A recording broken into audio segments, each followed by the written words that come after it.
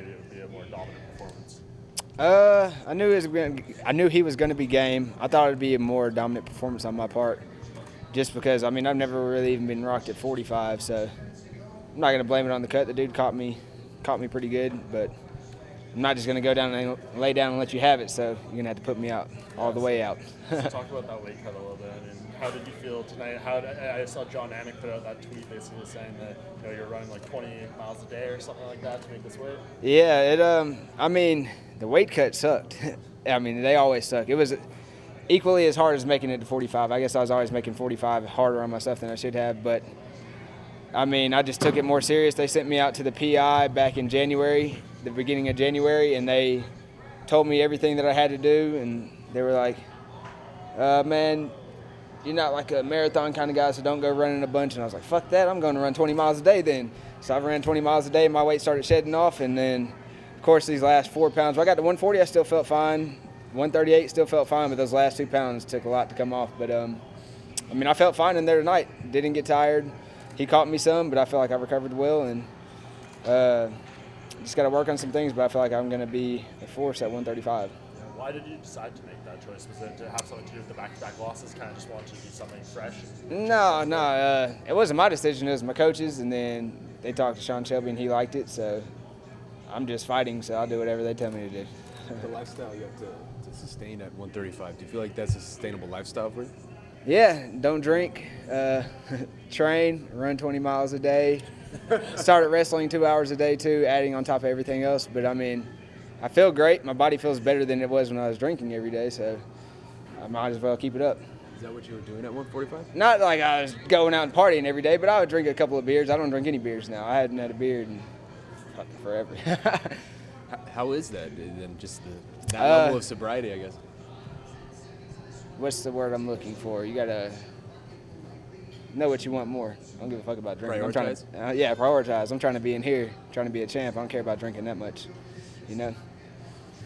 You called out Sean OMalley after the fight. Why do you feel that's a good matchup for you? Why is he the one that's on your radar? Oh man, he likes to stand and bang. I like to stand and bang. Why not? It's a fun fight for the fans. I feel like it'd be a fun fight for me and him. He can catch me, I can catch him. You never know where it's gonna go. So I don't feel like he's fought too high of opponents, and of course I can't say I'm a high opponent right now. I almost got dropped by him, which is not taking anything away from him. But I fought some good people, and even Zabit couldn't drop me or anything. So I feel like that'd be a good fight and a fun fight for the fans. What do you make of him? You had that. You saw the situation. Did you kind of keep up with that? Do you know anything about it? Yeah. Keep up with everybody. Fuck it. Let him do what he wants to do. I'm just out here trying to fight, and he seems like somebody that's going to stand and bang, so let's do it. On a lot of nights, your fight obviously was sensational. It could have been fight of the night, still could be, but there's a lot of card ahead. Is there a bittersweet moment, kind of knowing the main event and what that would portend and could potentially be fight of the year candidate? Honestly, usually I'm in there, I'm like, man, I'm about to go in there and get like a performance of the night or the fight of the night, because I like to stand and bang. I've been working a lot on wrestling. I wanted to get some takedowns here. It's pretty good at stopping that. So right now I'm just happy to get the win because I was on a 2-fight losing streak. So if I get a bonus, I will be really fucking happy. If I don't, it is what it is. Still made my money. I'm in here a little bit longer, so that's really all I care about. But I do want a bonus if they want to just give me one. Did it feel like do or die coming into this one? Oh, yeah, 100%. Do or die, 100%. Especially a debut guy that hasn't had that many fights. If I'd have lost to him, it's over. And I don't even know if I'd have tried to make it back. I might have just been like, all right, fuck this, I'm coaching. But, nah, I feel good. I feel like I got a lot left in me. Right now I feel like I can go out there and fight again. I'm not tired at all. How did you deal with that stress of just like worrying about that? I don't let that get to me in there. Yeah. That's just something that if I lose, then I have to think about it. When I'm in there, I'm just fighting. Oh, I guess I meant in the lead up to this, right? When you're training. Train fucking as hard as I can. I hate wrestling. Worked wrestling 2 hours a day with some of the best people. This guy right here, over here, Odie Delaney, he's a D1 All-American, man. We get up 7 a.m. working with him. 7 to 9, and then I work with another wrestling coach later on in the afternoon too, so we'd work for about an hour and a half, 2 hours, so sometimes 4 hours a day. I would do whatever I had to do to stay in this thing. This is what I want to do. You said that you might have gone to coaching if this wouldn't have gone the way you wanted. Is that something you actually thought about, that maybe this could be it? No, I would still fight. I wouldn't have foreseen them bringing me back for a while. I would have to win like 5 or 6 fights in a row. So I still coach now. I coach a lot of people.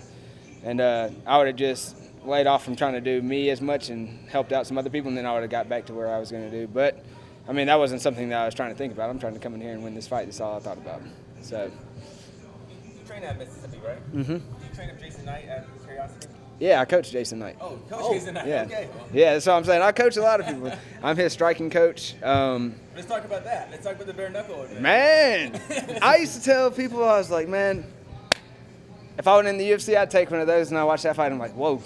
Change your mind? Nah, if I went in the UFC, I'd probably do it, but I'm going to make sure I protect my face a little more than he did. He was busted up. Were you in his corner? I was not in his corner. I cornered Chase Sherman that fight. He fought 2 fights before him, so it was hard to go back and forth. So I worked with him more, and he stayed at home and worked with some other people. He still came and worked with me a lot, but he worked with some other people, and I worked with Chase Sherman mostly that fight. Do you know how many teeth Jason lost? Hey, he lose 4 teeth? Yeah. 4 teeth? Yeah. But that dude does not give a fuck. He probably went ahead and went home and ate some Cheerios and stuff, biting with them broken teeth. He's a country boy, so it doesn't surprise me at all. Well, I guess final question. How soon do you want to get back in there?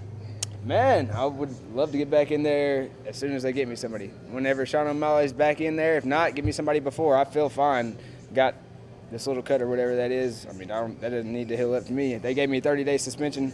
I asked for 7, but whenever they want to get me back in there, I'm down. I just got to have a little bit of time to make the weight.